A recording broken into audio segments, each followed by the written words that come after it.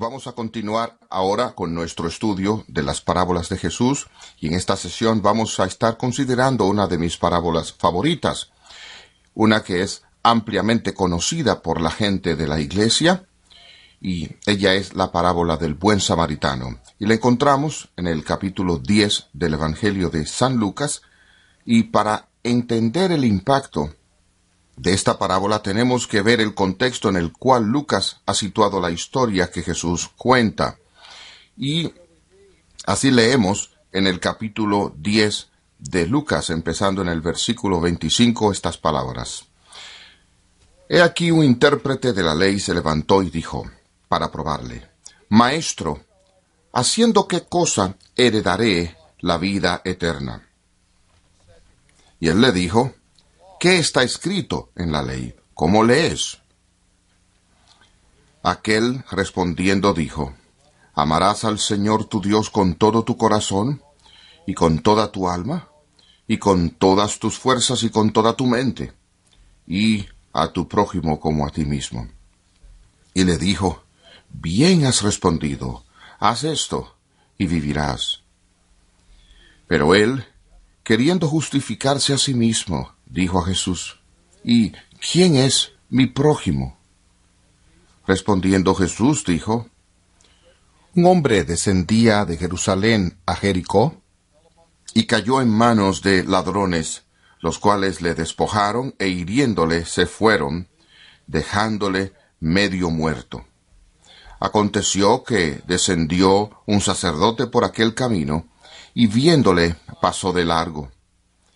Asimismo un levita, llegando cerca de aquel lugar, y viéndole, pasó de largo. Pero un samaritano que iba de camino, vino cerca de él, y viéndole, fue movido a misericordia.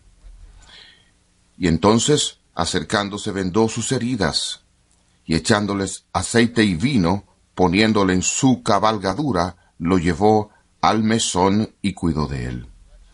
Otro día al partir, sacó 2 denarios y los dio al mesonero y le dijo, cuídamele, y todo lo que gastes de más, yo te lo pagaré cuando regrese. ¿Quién pues de estos 3 te parece que fue el prójimo del que cayó en manos de los ladrones? Y él dijo, el que usó de misericordia con él. Entonces Jesús le dijo, ve y haz tú lo mismo. El contexto en el que recibimos la parábola del buen samaritano es el contexto de un breve interrogatorio que es provocado por este abogado que vino a Jesús. Y Lucas nos dice que su propósito de hacer preguntas a Jesús no era porque él estaba honestamente buscando la sabiduría de Jesús, sino más bien su propósito era probar a Jesús. Así que él vino diciendo, Maestro, ¿qué debo hacer para heredar la vida eterna? Y Jesús, sabiendo que ese hombre era un abogado, le dijo, ¿qué está escrito en la ley? Como un abogado en Israel, era uno supuesto a ser un maestro de la ley del Antiguo Testamento. De modo que Jesús lo puso a prueba, diciendo, si tú eres un abogado, en ejercicio y en conocimiento de la ley bíblica, ¿qué dice la ley que tú tienes que hacer para heredar la vida eterna? Y el abogado le respondió recitando el gran mandamiento. Él dijo, amarás al Señor tu Dios con todo tu corazón y con toda tu alma y con toda tu mente. Y yo creo que él además añadió en esta concluyente postdata científica, y a tu prójimo como a ti mismo. Ahora, obviamente, él ha memorizado el gran mandamiento, como cada estudiante de la ley lo había hecho en la antigüedad, y así no fue una gran prueba contestar esta pregunta a Jesús. Él dijo la respuesta correctamente, y Jesús le dijo, has contestado correctamente, haz esto y vivirás. Así Jesús está ofreciendo la promesa de vida eterna en este momento a una persona. Si todo lo que hiciera fue cumplir el gran mandamiento, cumplir la ley de Dios, desde luego Jesús sabía que gente como los fariseos y gente como estos escribas o abogados eran personas que pensaban que hacían una obra superior al guardar la ley, y cuidando la ley ellos merecían entrar al reino de Dios. Nosotros sabemos de la enseñanza de Jesús en todas partes, que Él estaba tratando de hacer que la gente viera que si ellos realmente entendían la ley los llevaría a alguna forma de salvación diferente, de buscar la salvación, labrando su camino al cielo por sus buenas obras, porque la ley lo que hace es exponer nuestros pecados y nuestras necesidades si la examinamos correctamente. Y he dicho, no es por accidente, que los dos grandes reformadores magistrales de la Reforma del siglo XVI han sido los dos diligentes estudiosos de la ley, Lutero y Calvino. Ambos estaban entrenados en la ley y, según ellos estudiaban la ley de Dios, fueron guiados al Evangelio porque la ley los dejó desesperados. Pero no hubo esa experiencia en el corazón de estos abogados. Él asumió que él estaba cumpliendo con el gran mandamiento, y Jesús dijo: adelante, ustedes lo han logrado, ustedes vivirán, no tienen nada de qué preocuparse. Pero el abogado no había terminado con Jesús. Él quería probar un poco más profundo. Usted sabe, es interesante cuando usted está en discusión de teología y debatiendo ciertos temas, que una de las respuestas más comunes que usted obtiene de la gente es: bueno, ¿qué quieres decir con eso? Bueno, definitivamente, ¿cuáles son sus términos? Bueno, eso usualmente es un mecanismo para escapar de seguir hablando lo que está sobre el tapete, pero este abogado fue rápido para hacer algo así. Él dijo: bueno, Jesús, ¿y quién es exactamente mi prójimo? ¿Qué quiere decir la ley cuando dice que yo estoy supuesto a amar a mi prójimo como a mí mismo? Yo entiendo lo que significa amar a Dios con todas mis fuerzas, con todo mi corazón, con toda mi mente, todo eso, pero ¿qué quieres decir con amar a mi prójimo como a mí mismo? ¿Quién es mi prójimo? Y Jesús tenía una pregunta abstracta delante de él, y él podía haber dado una respuesta abstracta. Él podía haber dicho: bueno, tu vecino puede ser definido como alguien que vive en la puerta de al lado o en la calle donde tú vives, o aún más ampliamente, abarcando a cualquiera que viva en tu vecindario. Para ellos, él sería un compañero judío, y un compañero judío justo, presumiblemente como uno del resto de los fariseos. Y ellos distinguían entre ellos mismos, y los hombres justos y la gente de la tierra, y la gente de clase baja, y ciertamente gente que estaba fuera de la nación de Israel, era considerada fuera del vecindario de Dios. Y aquellos fuera del vecindario judío, quizás aquellos más despreciados, habrían sido samaritanos, quienes durante el cautiverio, algunos de esos que permanecieron se casaron entre sí y produjeron lo que los judíos consideraban una raza de media raza o semi-judíos. Y los samaritanos tenían su propio templo en Gerizim, y ellos favorecían contra el culto del templo en Jerusalén.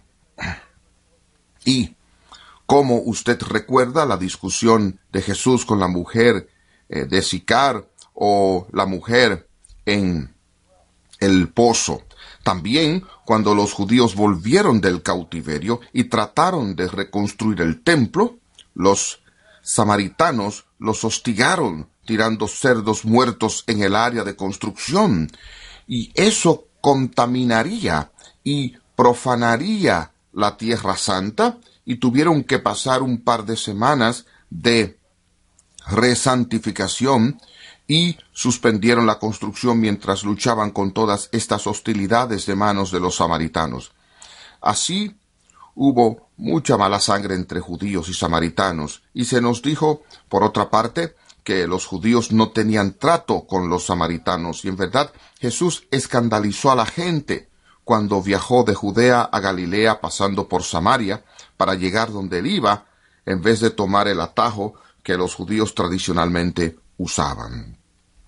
Pero ahora Jesús contesta la pregunta acerca del prójimo contando esta historia.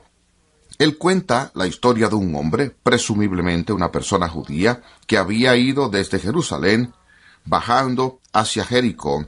Ahora, este no es el Jericó del Antiguo Testamento, donde las murallas se vinieron al suelo. Este es el Jericó del Nuevo Testamento, cerca de 17 millas de la ciudad de Jerusalén, y las 17 millas son a través de un campo más bien desolado. Y el Jericó del Nuevo Testamento, si usted ha estado allí alguna vez, sabe que es una ciudad construida alrededor de un oasis más bien grande, y ese fue el punto de atracción. Así, los mercaderes viajarían frecuentemente desde Jerusalén, bajando hacia Jericó, para vender sus mercancías, porque había gente viviendo en este oasis, pero era entonces, y aún es también, un lugar favorito para los salteadores de camino o ladrones que estaban al acecho de alguien que viajaba solo o un grupo pequeño desprotegido de mercaderes. Se escondían en las rocas y cuando llegaba la tarde caían sobre ellos y les robaban sus mercancías. Y así Jesús podía haber estado contando una historia que en realidad ocurrió.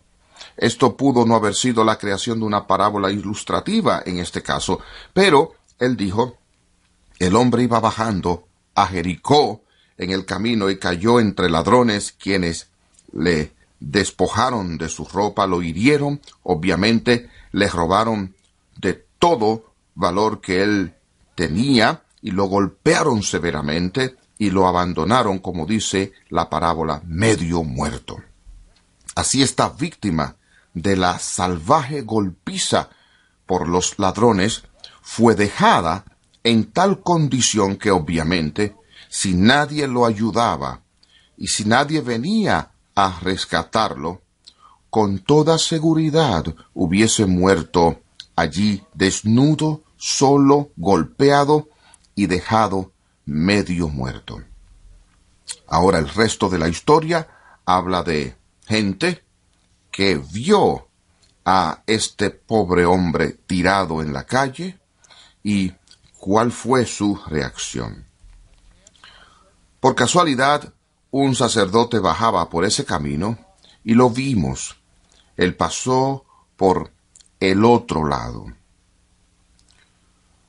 No es que no lo viera. Él vio al hombre. Él lo vio tendido allí en un montón y, obviamente, desde el punto de vista del sacerdote, él no podía asegurar si este hombre estaba muerto o vivo y así él lo evitó y cruzó por el otro lado del camino. Ahora, ¿por qué pasó esto? Bueno, habían todas esas leyes entre los sacerdotes y entre los fariseos y los levitas y los que tenían que ver con impurezas y rituales de limpieza, y una de esas leyes decía que no era permitido tocar un cadáver. Y si usted lo tocaba, tenía que pasar por toda clase de rituales de limpieza para reasumir sus actividades sacerdotales. Así que en este hombre, temiendo que él había caído entre los ladrones, estuviera muerto, se alejó lo más que pudo. Él no quería tener que pasar por esos rituales de limpieza que interrumpirían el curso normal de sus actividades sacerdotales, y él cruzó hacia el otro lado del camino. Y entonces leemos, asimismo como un levita consagrado en toda esta tribu para hacer los trabajos de Dios y enseñar cuando él llega al lugar, él vino y miró y pasó para el otro lado, de modo que sabemos que estos dos hombres, que eran miembros del clero, han sido apartados para, entre otras cosas, hacer actos de misericordia. No solamente no se pararon para ayudar a este hombre, lo vieron allí, lo miraron y pasaron por el otro lado y no le brindaron absolutamente ninguna ayuda. En lo que a ellos concernía, si el hombre no estaba ya muerto, con toda seguridad se moriría como resultado de su negación a darle cualquier asistencia. Pero ahora leemos en la parábola de un tercer hombre que llega y él no es identificado como un sacerdote ni como un levita, pero Jesús eligió esto cuidadosamente como un samaritano. Y dijo, un cierto samaritano. Esta parábola es llamada la parábola del buen samaritano, y si usted la dice al judío, voy a contarle una parábola de un buen samaritano, un judío diría, eso es un oxímoron, no hay tal cosa como un buen samaritano, o tú vas a contarme la historia de un samaritano muerto, porque el único samaritano bueno es el samaritano muerto desde su punto de vista, pero este hombre estaba muy vivo. Y llegó, y leemos, él dice, él vino al lugar donde estaba el hombre. Ahora aquí la oración más importante de toda la parábola. Cuando lo vio, él tuvo compasión. Esto fue exactamente lo que el sacerdote y el levita no tuvieron. Ellos no sintieron nada por este pobre, miserable, yaciendo desnudo en la calle. Pero cuando el samaritano lo vio, brutalmente golpeado, él tuvo compasión. Ahora, permítame pararme aquí por un segundo. La historia pudo haber ocurrido así. Bueno, el samaritano vio a este hombre en la calle, sintió lástima por él, abrumado por un sentimiento de piedad, y entonces se pasó para el otro lado de la calle y siguió su camino. No. La compasión que él tenía lo guió a una acción. Él no dijo simplemente, yo haré una oración por ti, yo siento tu dolor, y siguió de largo. Él actuó e hizo todo lo que podía para mostrar misericordia a este enemigo que había caído entre ladrones. De modo que se le acercó, vendó sus heridas, derramó aceite y vino, y después que ungió a este hombre en su miseria, lo cargó. El hombre obviamente no podía caminar. Entonces lo puso en su propio caballo o en su propia bestia de carga, presumiblemente entendiendo que el samaritano caminaría junto al burro o al camello o a lo que fuera, dándole su asiento, de modo que este hombre herido tuviera un lugar para montarse, y así lo llevó a una posada. Ellos no fueron al hospital, a la sala de emergencia, y simplemente lo dejaron, o lo dejó en la sala de emergencia, y luego volvió a sus asuntos, porque tenía una cita en Jericó. No, su día entero, toda su jornada, todos sus negocios tenían que ponerse a un lado, porque su mayor prioridad para este samaritano era, yo tengo que ver si este hombre está cuidando de él. De modo que lo lleva a la posada. Él consigue una habitación en la posada. Él se asegura que el hombre tiene todo lo que necesita, toda la comida y todo el cuidado. Y al día siguiente se quedó toda la noche en la posada, simplemente por causa de este hombre herido. Cuando él se va, le da 2 denarios al mesonero diciéndole: ten cuidado de él. Dale todo lo que necesite. Cueste lo que cueste, dáselo. ¿Me conoces? Hago este viaje regularmente. Volveré la próxima vez que esté en este vecindario y lo que te deba te lo pagaré entonces. Después de la historia, Jesús le dice al abogado, el letrado: ¿cuál de estos 3 tú piensas que fue el prójimo de aquel que cayó entre los ladrones? Otra vez. Esto era Teología 101. Esta era la pregunta más fácil que a este abogado le habían hecho jamás. ¿Cuál de estos 3 hombres tú crees que fue el prójimo? El abogado no podía fallar. Él dijo: el que mostró misericordia con él. Él no solo sintió misericordia, él le mostró compasión. Y en esta historia, Jesús no está simplemente acercándose a nosotros para que tratemos con piedad o compasión a personas que están lastimadas o heridas o en necesidad. De nuevo, la idea completa de la historia es contestar la pregunta: ¿quién es mi prójimo?